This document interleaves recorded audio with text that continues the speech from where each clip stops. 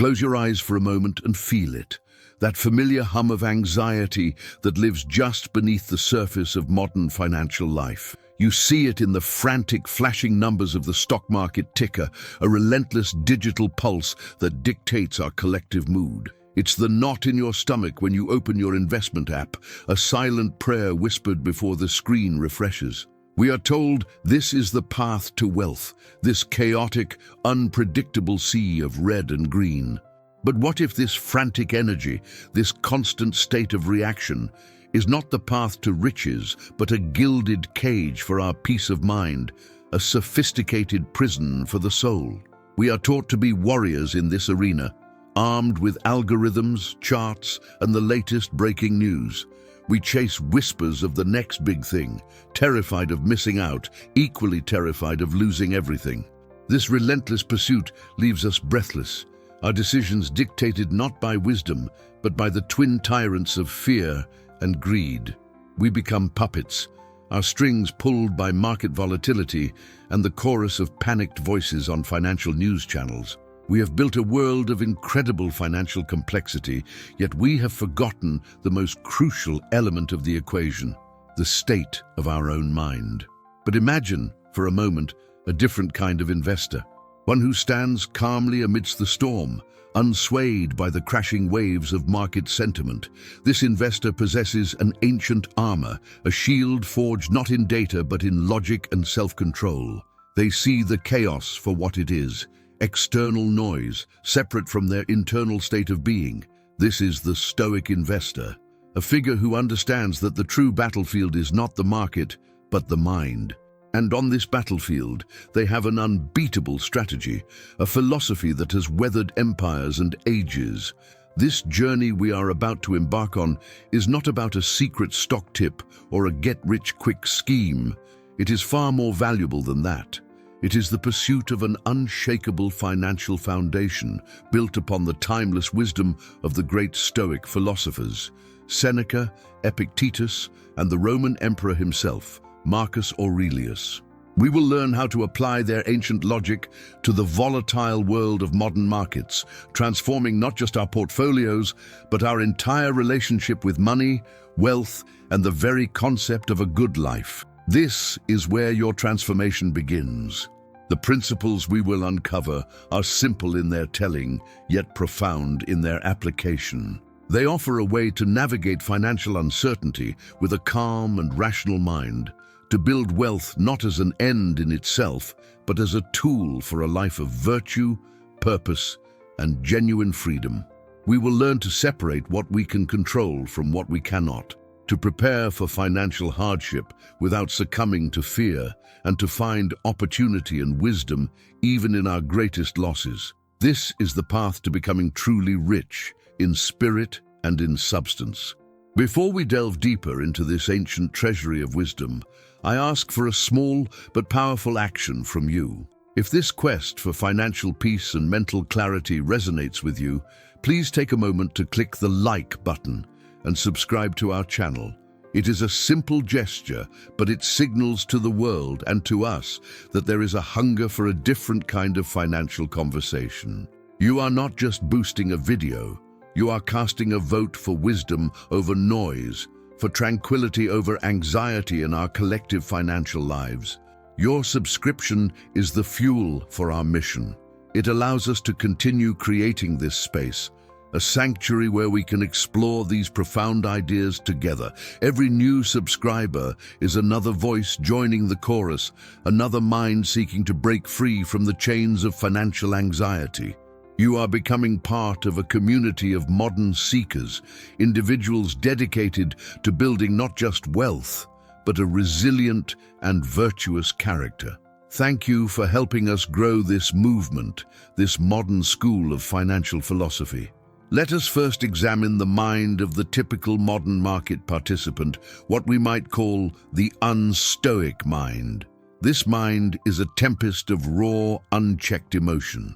It soars with irrational exuberance when a stock pick goes well, feeling invincible, a genius of finance. This euphoria is intoxicating, a dangerous drug that clouds judgment and encourages reckless risks. It mistakes luck for skill, a temporary market trend for a permanent personal talent, setting the stage for an inevitable and painful fall from grace. Then comes the inevitable downturn. The same mind that flew so high now plunges into the abyss of panic and despair. Every red candle on the chart is a personal attack, a confirmation of failure. Fear takes the control, screaming, "Sell, sell it all before it goes to zero."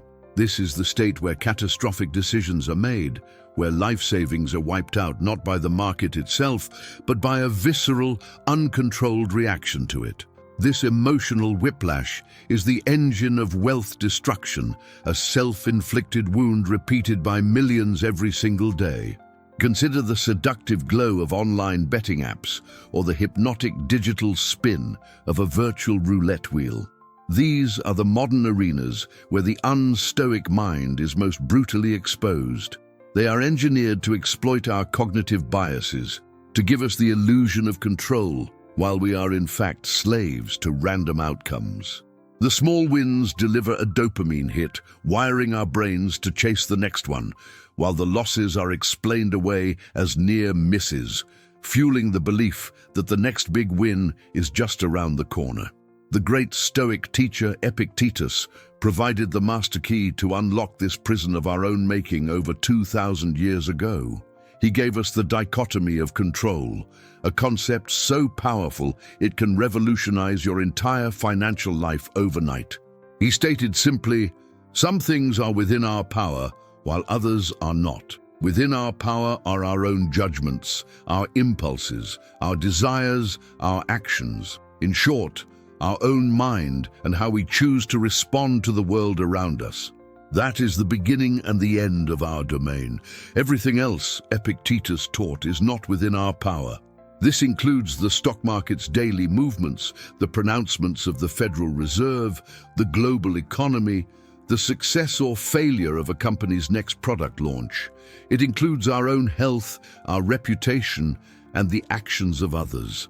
The modern investor spends nearly all their energy agonizing over these externals, these things they have absolutely no control over. This is, in the Stoic view, the very definition of insanity and the primary source of all our suffering. The Stoic investor, therefore, makes a radical shift in focus.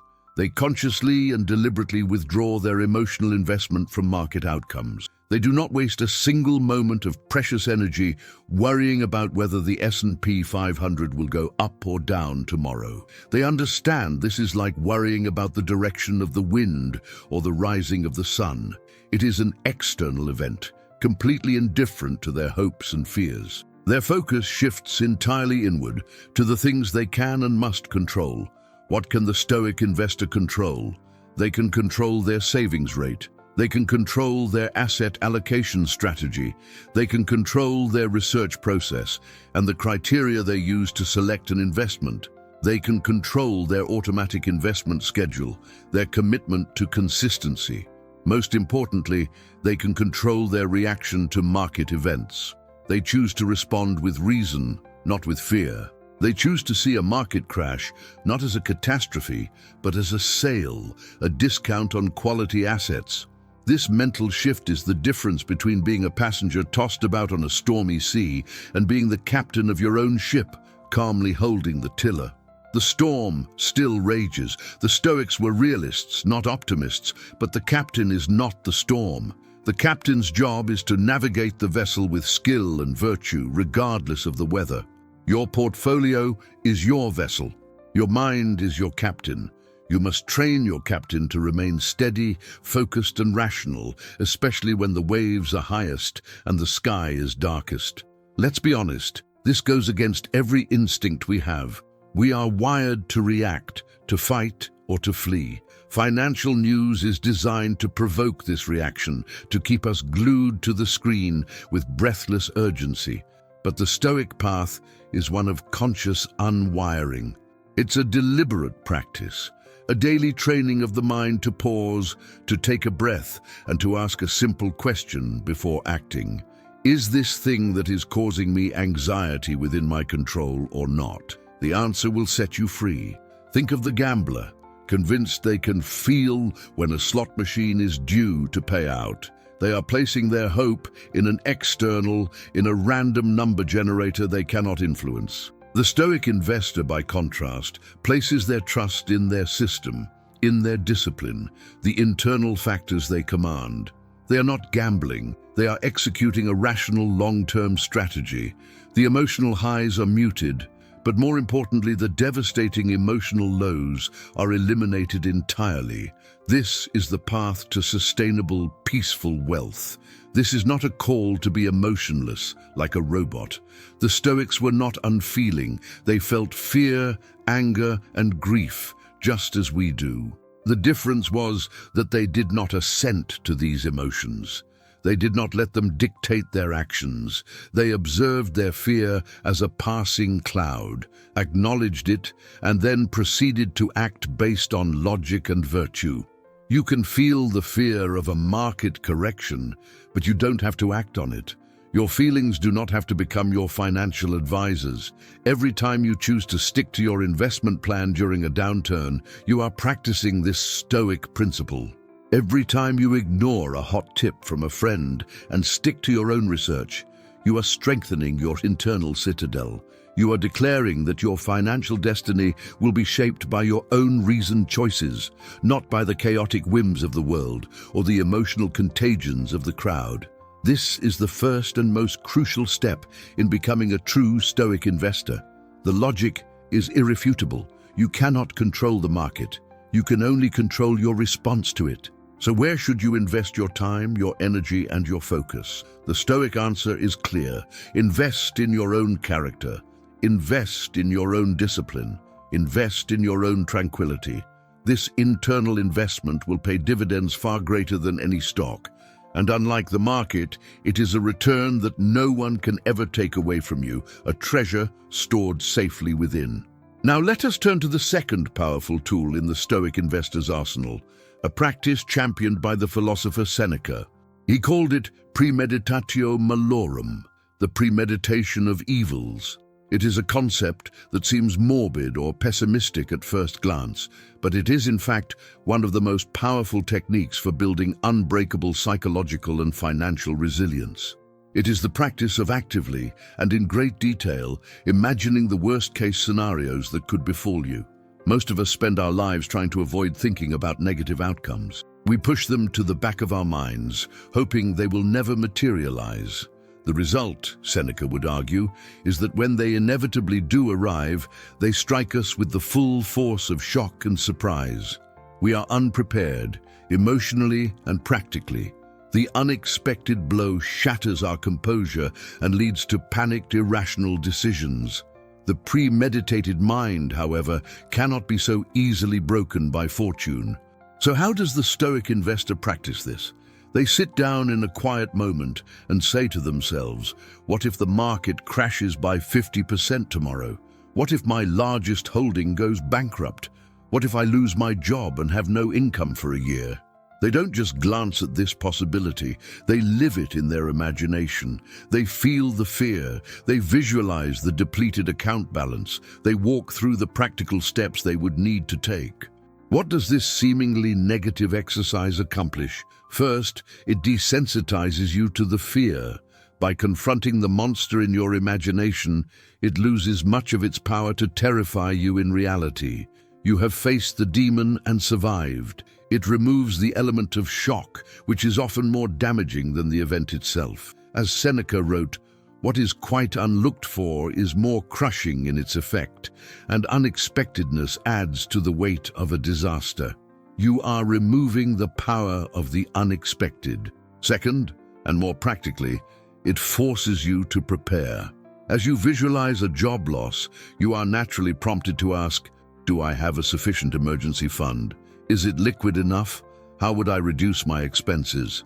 Visualizing a market crash forces you to review your portfolio and ask, am I truly comfortable with this level of risk?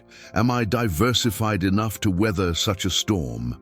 It transforms anxiety from a vague, paralyzing dread into a concrete set of problems that you can solve right now. This is the philosophical underpinning of the emergency fund. An emergency fund is pure stoicism in practice. It is the physical manifestation of premeditatio malorum. It is a fortress built against the uncertainties of fortune. The person with 6 months of living expenses saved is not just financially secure, they are psychologically free. They can look upon the possibility of a job loss or an unexpected expense not as a catastrophe, but as an inconvenience they have already planned for. Compare this to the person living paycheck to paycheck who has refused to contemplate negative futures. For them, a simple car repair can be a devastating event, a source of immense stress and bad decisions, like taking on high-interest debt. The Stoic investor, through foresight and preparation, has purchased tranquility. They have used their reason to build a buffer between themselves and the chaos of the world, a financial moat around their internal citadel. This practice also applies directly to your investment decisions. Before you buy any stock, any bond, any asset at all, take a moment to premeditate its complete and total failure. Imagine the company going to zero. Imagine the thesis for your investment being proven utterly wrong. Can you emotionally and financially withstand that outcome? If the answer is no, then your position size is too large, or the investment is too risky for your temperament. This simple mental exercise is a powerful risk management tool. It prevents you from falling in love with your investments. We often get attached to our winning stocks, projecting an endless future of growth onto them. The practice of premeditating their failure keeps us grounded and humble. It reminds us that all things are impermanent, especially in the world of finance. This humility allows us to take profits when appropriate, to rebalance our portfolio, and to avoid the catastrophic losses that come from having all our emotional and financial capital tied up in a single, vulnerable position. Seneca wisely said, "He who has anticipated the coming of troubles takes away their power when they arrive." This is the essence of the Stoic investor's approach to risk. They are not trying to predict the future. They are preparing to endure it, whatever it may bring. They build an all-weather portfolio and an all-weather mind. This preparation is a source of immense calm and confidence, a deep-seated knowledge that you have done everything within your power to be ready for what is outside your power. This is not pessimism. It is a profound form of strategic optimism. It is the optimism of the ship captain who inspects the lifeboats before setting sail. They don't expect the ship to sink, but they are prepared for the possibility. This preparation allows everyone on board to enjoy the voyage with greater peace of mind. Your financial life is your voyage. Prepare your lifeboats. You will travel with a lighter heart and a steadier hand, ready to face any storm with courage and grace. Let's contrast this with the modern financial media, which encourages the exact opposite mindset. It promotes a constant state of reaction, of being surprised by every piece of news. It thrives on shock and awe, on market-moving headlines that demand an immediate emotional response. The Stoic investor consciously unplugs from this machine. They understand that their preparedness is their shield against this daily barrage of manufactured urgency and fear. Their strategy is built on principles, not predictions. The beauty of premeditatio malorum is that often, when you confront your greatest fears, you realize they are not as monstrous as they seemed when they lurked in the shadows of your mind. You discover your own resilience. You realize that you could, in fact, survive a market crash. You could survive a period of unemployment. You are stronger than you think. This realization is itself a form of wealth, a deep and abiding self-trust that no market fluctuation can ever diminish. So the Stoic investor builds their financial house on the bedrock of preparation. They save diligently, not out of fear, but out of wisdom. They diversify their assets, not because they are chasing returns, but because they are humble about the future. They manage their risk, not because they are pessimistic, but because they are realists. They know that financial winter will eventually come, as it always does, and they have already gathered their firewood, insulated their home, and are ready to endure it with calm strength. This practice gives you the power to act rationally when others are panicking. During a market crash, the unprepared investor, struck by the shock of the event, sells everything in a blind panic, locking in their losses at the worst possible moment. The Stoic investor, having already visited this scenario in their mind 100 times, recognizes it for what it is, an expected event, and more than that, an opportunity to buy quality assets at a significant discount thanks to the panic of others. This is how true generational wealth is often built, not by timing the market, but by having the psychological fortitude and the prepared capital to act when there is blood in the streets. This fortitude does not come from bravery in the heat of the moment. It comes from quiet contemplation and diligent preparation in the calm moments. It is a strength forged in the mind long before it is ever tested in the marketplace. This is the strategic advantage of the Stoic investor. Embracing this principle means you stop seeing volatility as the enemy. Volatility is simply the nature of the market, like the changing of the seasons. You would not get angry at winter for arriving. You would simply put on a coat. Market downturns are financial winter. Your preparation, your emergency fund, your diversified portfolio, your calm mind is your coat. The Stoic investor does not fight reality. They adapt to it and use it to their advantage, finding strength in acceptance. This is a far cry from the anxious gambler, hoping against hope that the storm will never come. The gambler builds his house on the sand of luck and wishful thinking. When the rains fall and the floods come, his house is washed away, and he is left with nothing but regret. The Stoic investor builds their house on the stone of reason and preparation. The storm may rage, the winds may howl, but their foundation holds firm, a testament to the enduring power of wisdom. Take some time this week to practice this. Sit down and write down your biggest financial fears: a stock market crash, a job loss, a medical emergency, hyperinflation. Then next to each fear, write down the practical steps you can take right now to prepare for it. This simple act of writing it down moves it from the realm of terrifying fantasy to the realm of a manageable problem. You are transforming your anxiety into a concrete action plan. This is Stoic magic. You will find that this practice brings a profound sense of peace. You are no longer a victim of a random and threatening future. You are an architect of your own resilience. You are taking control of what you can control, your preparation, and letting go of what you cannot, the future itself. This is the second pillar of Stoic investing, preparing for the worst, not out of fear, but as a rational path to unshakable tranquility, building a fortress in your mind and your bank account. This leads us to our third and perhaps most challenging Stoic principle, a concept that comes to us from the personal diary of the most powerful man in the world, the Roman Emperor Marcus Aurelius. He wrote not for an audience, but for himself, as a guide to living a life of virtue and tranquility. His core idea was amor fati, a love of one's fate. It is the practice of not just accepting, but embracing everything that happens to us, both good and bad. How can this possibly apply to our financial lives? How can one possibly love a devastating financial loss, the failure of a business, or a stock that has dropped 90%?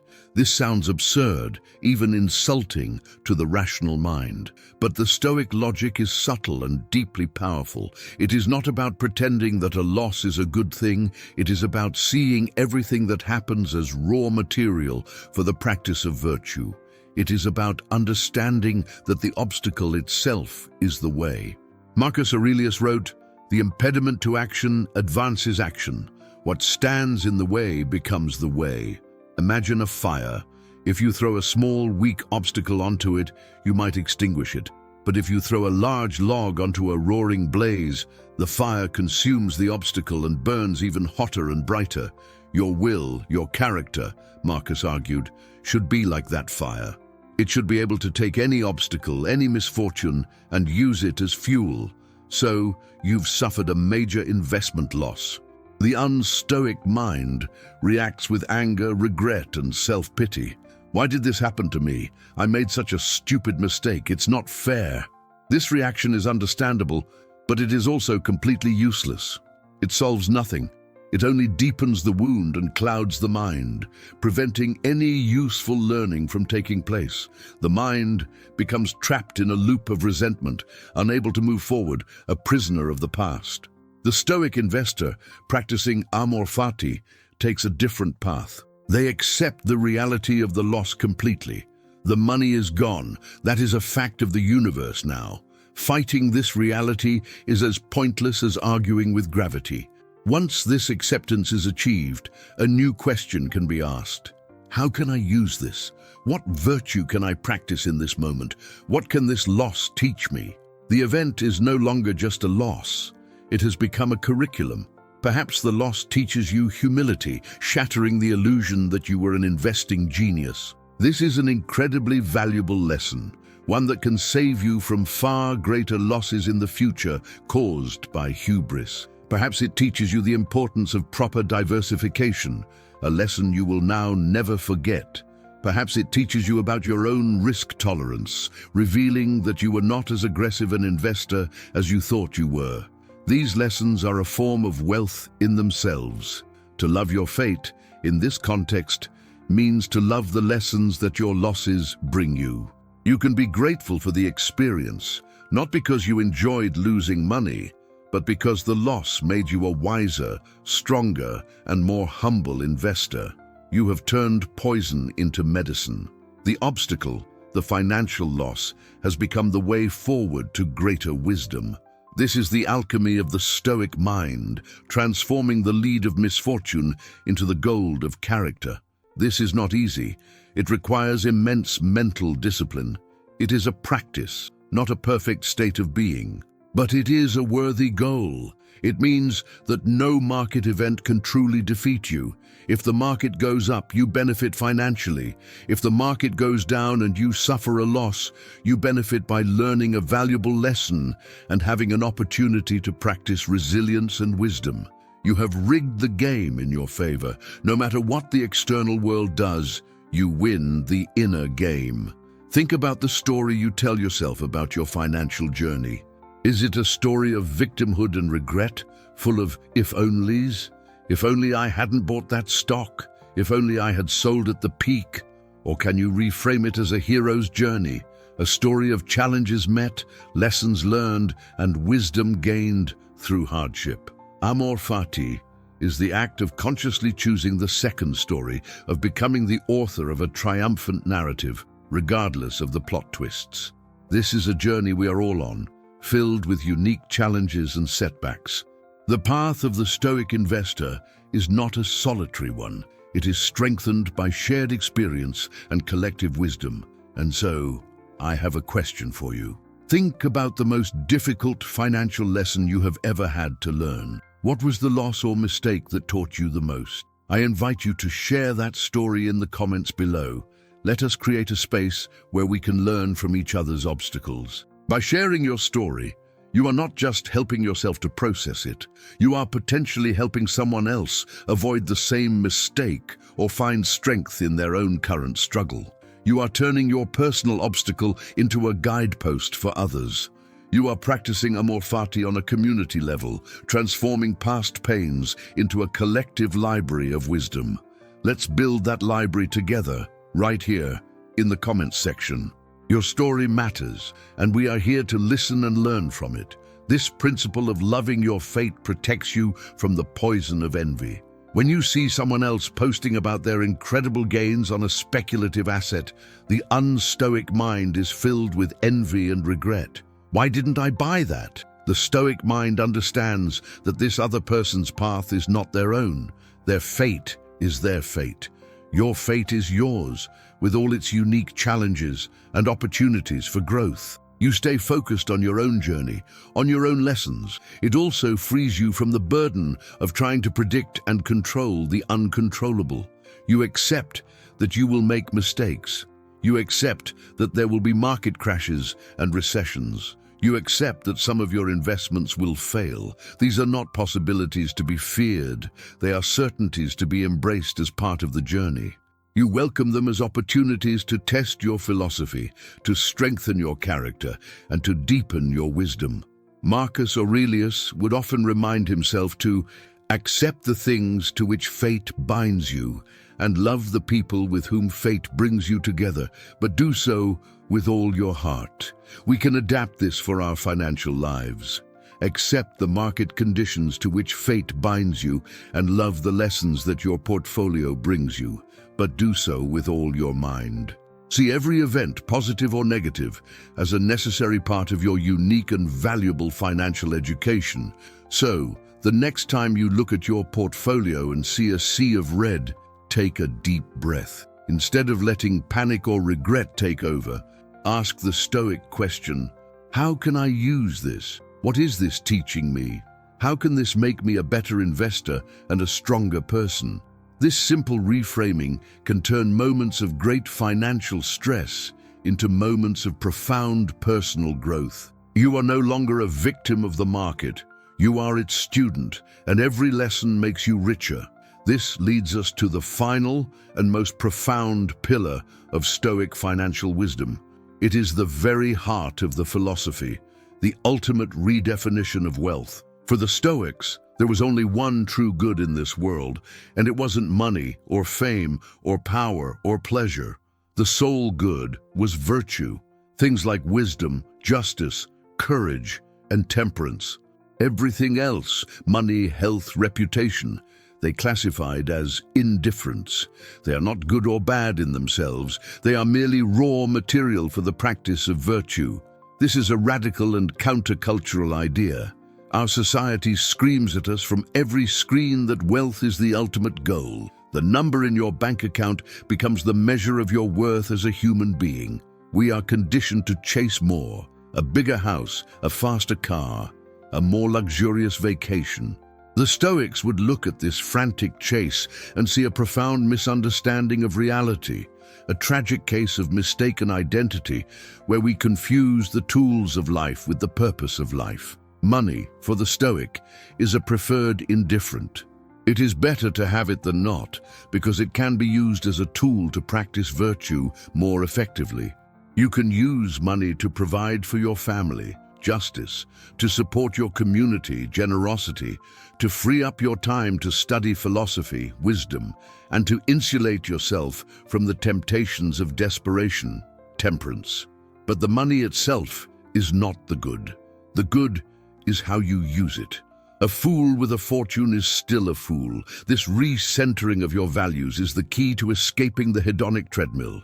The hedonic treadmill is the psychological phenomenon where you get a raise or a financial windfall, feel a temporary burst of happiness, and then your expectations quickly adapt to this new level, and you return to your baseline happiness, now needing even more to get the same thrill. It is a golden hamster wheel, and many spend their entire lives running on it, getting nowhere. The Stoic gets off the wheel. Their sense of well-being is not tied to their net worth. It is tied to their character. Their goal is not to accumulate a certain amount of money, but to become a certain type of person, wise, courageous, disciplined. This inner scorecard is immune to market fluctuations. If your goal is to be a virtuous person, you can work towards that goal, whether the market is up or down, whether you are rich or poor. You are always in control of your progress. This is the ultimate source of financial tranquility. When you know that your self-worth is not tied to your portfolio's performance, you can look upon market volatility with a genuine sense of detachment. It is like watching a sporting event where you don't care who wins. You can appreciate the game, you can analyze the strategies, but your emotional state is not on the line. This is the freedom the Stoic investor feels when they check their account balance. This philosophy is also the ultimate antidote to the poison of consumerism. Consumer culture is designed to make you feel inadequate. It constantly creates new desires, new needs you didn't know you had, telling you that happiness is just one purchase away. The Stoic understands this is a lie. They practice voluntary simplicity. They know the difference between what they need and what they want. They find joy not in acquiring more things, but in desiring fewer things. Seneca, one of the wealthiest men in Rome, often practiced negative visualization in a very practical way. He would sleep on the floor, eat simple food, and wear old clothes for a few days. He did this not because he was poor, but to remind himself that he could endure hardship, to reduce his dependence on comfort and luxury. He was teaching his body and mind that true wealth was his internal resilience, not his external possessions. This made him truly free. We can apply this in our modern lives. Try spending fast for a week. Buy only the absolute necessities. You will likely discover two things. First, it is much easier than you think. Second, your happiness level will not decrease. You may even find it increases as you are freed from the constant pressure of wanting and buying. You are proving to yourself that your well-being comes from within, not from the mall or an online shopping cart. When virtue is the sole good, your financial goals change dramatically. The goal is no longer just to be a millionaire. The goal becomes to achieve financial independence so I can dedicate more time to my family and my studies, or to build enough wealth so I can create a foundation to support causes I believe in. The money is now in service of a higher purpose, a virtuous goal. This provides a powerful intrinsic motivation that chasing a mere number never can. This mindset also protects you from the great financial temptations that ruin so many lives. Why do people fall for get-rich-quick schemes or take on ruinous debt for a lifestyle they can't afford? Because they believe that money is the ultimate good, and they are willing to sacrifice their virtue, their honesty, their prudence to get it. The Stoic investor would never make this trade. They would rather be a person of modest means with a clear conscience than a wealthy person with a corrupted character. Think of your wealth not as a measure of your success, but as a tool in your workshop. A skilled carpenter can do more with a good set of tools, but the tools don't make him a good carpenter. His skill, his virtue is within him. Likewise, a wise and virtuous person can do great things with wealth, but the wealth does not make them wise and virtuous. Your primary focus should always be on honing your character, on becoming the best carpenter of your own life. This is the true meaning of financial freedom. It is not about having enough money to never work again. It is about reaching a state where money has lost its power over you. It no longer dictates your emotions, your decisions, or your sense of self-worth. You are its master, not its slave. You can use it or lose it with equal tranquility because you know that your true treasure, your virtuous character, is stored safely within you, untouchable by the whims of fortune. This is a lifelong practice, a constant returning to the question, what is truly good? Is it the number on the screen, or is it the courage and discipline I am cultivating today? Is it the approval of others for my apparent success, or is it my own inner peace and integrity? The Stoic investor knows the answer, and they build their entire financial life upon that unshakable foundation, a fortress of virtue in a world obsessed with empty digits. So let us now bridge this profound philosophy to the world of practical action. How does a Stoic investor actually behave in the modern market? The beautiful thing about this philosophy is that it naturally leads to some of the most time-tested and successful investment strategies. The Stoic principles are not just abstract ideas. They are a practical blueprint for building durable wealth while maintaining your sanity. The ancient wisdom aligns perfectly with modern financial science.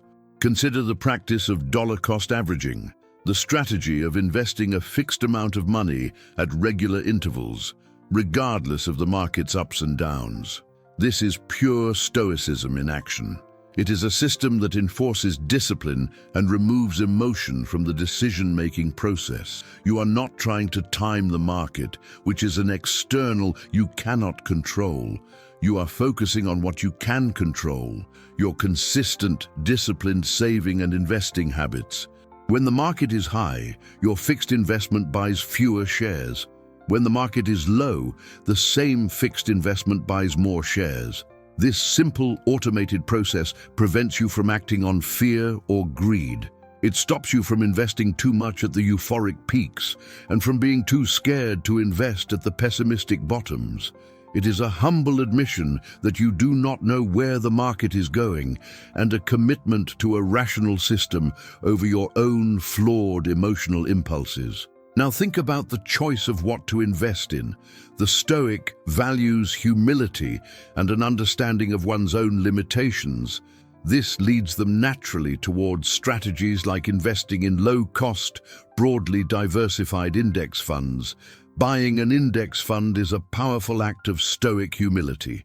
It is an admission that you, as an individual, are unlikely to have the skill or knowledge to consistently beat the market average over the long term. And the historical data overwhelmingly supports this humble conclusion. The person who tries to pick individual stocks, believing they can outsmart the millions of other brilliant minds in the market, is often acting from a place of hubris. The Stoic investor, applying the dichotomy of control, recognizes that the performance of an individual company is largely outside their control. By buying the whole market through an index fund, they are diversifying away this individual company risk and are simply harnessing the overall long-term growth of the economy, a much more rational and probable path to wealth. This strategy is also wonderfully calming. You no longer need to follow the daily news of a dozen different companies. You don't have to worry about a CEO's scandal or a disappointing earnings report. Your success is tied to the broad march of human progress and innovation, not the fortunes of a single enterprise. You have simplified your financial life, freeing up immense mental and emotional energy to focus on what truly matters: your family, your work, your character. The Stoic practice of premeditatio malorum, as we discussed, finds its ultimate expression in the diligent maintenance of a large emergency fund. But it also informs the entire structure of the portfolio. A Stoic investor would never go all in on a single speculative asset. They understand that the future is unknowable and that ruin is a real possibility. Therefore, they build a portfolio designed for resilience, one that can survive and even thrive in a wide range of possible futures. This means proper asset allocation between stocks, bonds, and other asset classes based on their personal risk tolerance and time horizon. This is not a sexy strategy. It will not give you the thrill of a 10-bagger stock. But it is a strategy for sleeping well at night. It is a strategy for ensuring that no single market event can ever wipe you out. It is the application of Seneca's foresight and preparation to modern portfolio construction, a bulwark against the slings and arrows of outrageous fortune.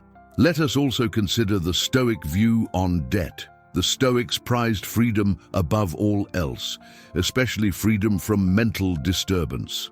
Unmanageable high-interest debt is one of the most potent forms of modern slavery. It clouds your mind with worry, it limits your options, and it forces you to make decisions out of desperation rather than reason. A Stoic would view the elimination of consumer debt not as a financial task, but as a spiritual imperative, a direct path to reclaiming their liberty. They would tackle debt with the same focused discipline they apply to their investments. They would create a rational plan and execute it with unwavering consistency. They would practice voluntary simplicity, cutting expenses not with a sense of deprivation, but with a sense of empowerment, knowing that every dollar not spent is a dollar that buys back a piece of their freedom. They see their debt as a tyrannical master, and they work methodically to overthrow its rule. The Stoic investor is a master of their own behavior. They understand that in the long run, investment returns are far less important than investor behavior. You can be invested in the best fund in the world, but if you panic and sell at the bottom, you will have terrible results. Therefore, they focus their energy on cultivating the virtues of patience, discipline, and emotional regulation. These behavioral skills are their greatest alpha, their true competitive edge in the market. They automate their finances wherever possible. Automatic contributions to their investment accounts, automatic bill payments. They understand that willpower is a finite resource, By building systems, they reduce the number of decisions they have to make, protecting themselves from moments of weakness or emotional turmoil. A good system, followed with discipline, will always beat sporadic brilliance driven by emotion. This is the logic of the Stoic, applied to the technology of modern banking. They also practice a form of mindful consumption. Before making any significant purchase, they would pause and ask Stoic questions. Do I truly need this, or do I merely want it? Is this purchase aligned with my ultimate goal of living a virtuous life, or is it a distraction, an attempt to soothe some inner anxiety with an external thing? This simple pause can be the difference between a lifetime of mindless consumer debt and a lifetime of purposeful, intentional saving and investing. In essence, the entire financial plan of a Stoic investor is an exercise in applied philosophy. Their budget is an expression of their values. Their investment strategy is an expression of their humility and their long-term perspective. Their lack of debt is an expression of their love for freedom. Their calm demeanor during a market crash is an expression of their mental training. Their financial life is no longer separate from their philosophical life. They are one and the same. This is a stark contrast to the chaotic, reactive approach of the unstoic mind. The unstoic chases hot tips, borrows heavily for lifestyle assets, has no emergency plan, and is a slave to the market's every whim. Their financial house is built on sand, and they live in a constant state of low-grade anxiety, punctuated by moments of terror.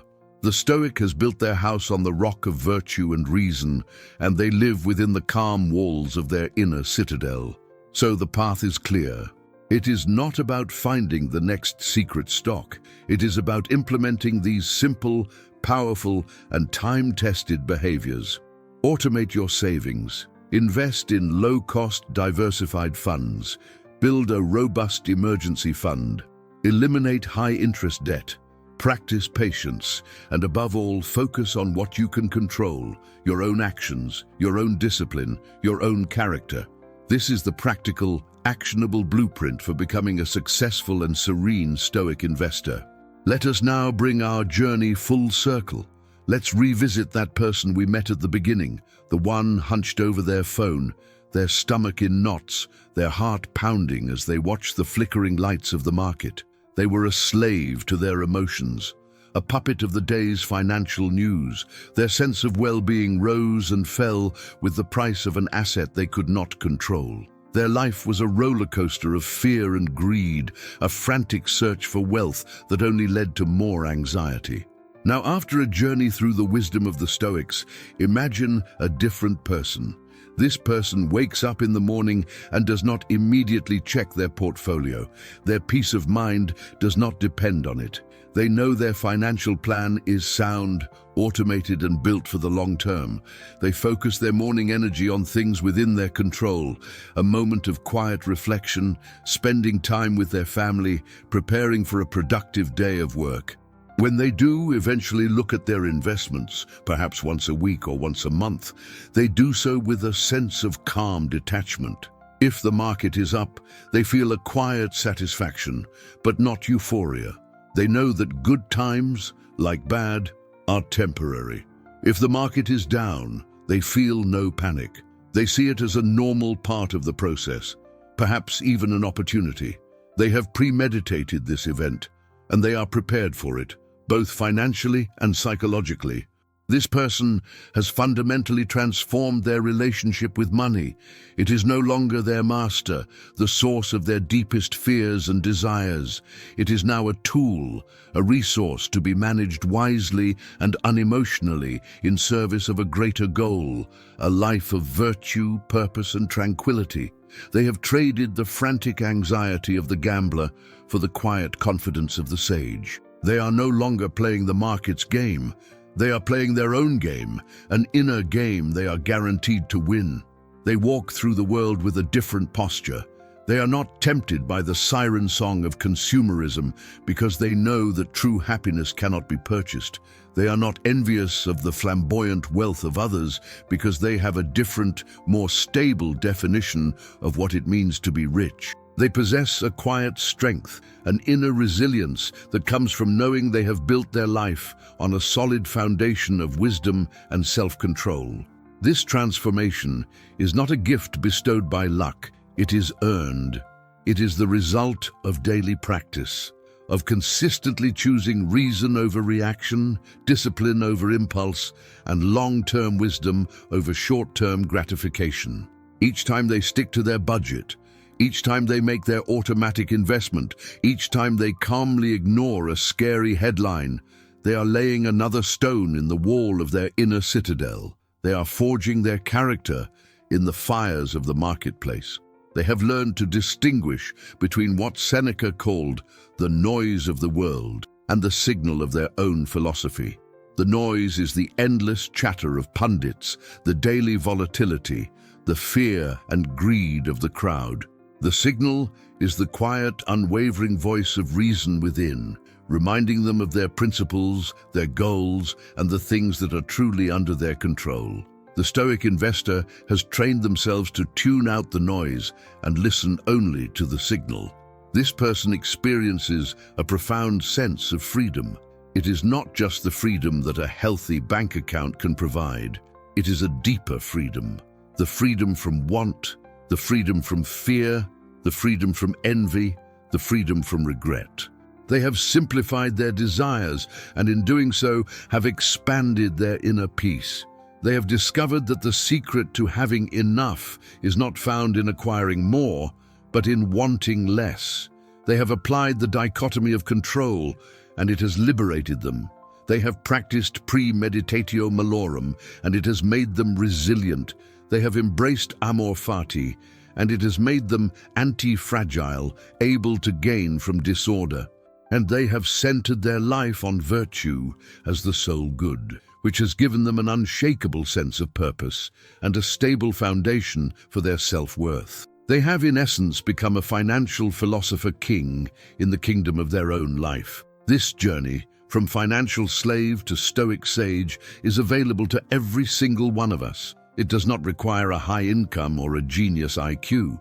It requires only a commitment to learning and a willingness to practice. It is a path of conscious, deliberate effort, but it is a path that leads not just to a healthier portfolio, but to a healthier and more serene soul. It is the ultimate return on investment. The principles of Seneca, Epictetus, and Marcus Aurelius are not historical artifacts to be admired in a museum. They are living, breathing tools, as relevant and powerful today as they were in ancient Rome. The technology of our markets may have changed, but the human operating system, with all its bugs of fear, greed, and irrationality, has not. The Stoic philosophy is the timeless software update our minds desperately need to navigate the complexities of modern financial life. So, the choice is yours. You can continue to be tossed about on the chaotic seas of the market, your emotional state held hostage by the daily tides of fortune. Or you can choose to become the captain of your ship.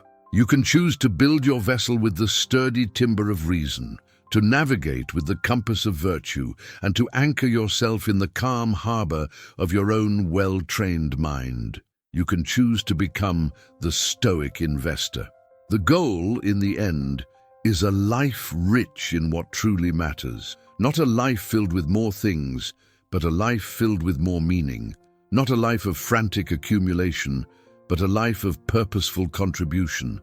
Not a life of anxious striving, but a life of tranquil freedom. The ancient wisdom of Stoicism provides a tested, durable, and profoundly human roadmap to that life, a way to build not just wealth, but a work of art out of your own character. Remember, Stoicism is not about being emotionless. It is about not being controlled by your emotions. It is about transforming fear into prudence, greed into ambition, and anger into action. It is the art of living applied to the art of investing. It is the path to achieving a state of eudaimonia, of human flourishing, where your financial life is a source of strength and serenity, not stress and anxiety. This is the ultimate prize that the Stoic investor seeks, and wins. Thank you for joining me on this deep dive into the heart of Stoic financial wisdom. Your time and attention are the most valuable assets you have, and I am grateful you chose to invest them here with us today. If this philosophy has sparked something within you, please help us spread this message by subscribing to the channel and liking this video. We publish new videos every single day, each one designed to help you continue on your journey to becoming a wiser, wealthier, and more resilient individual.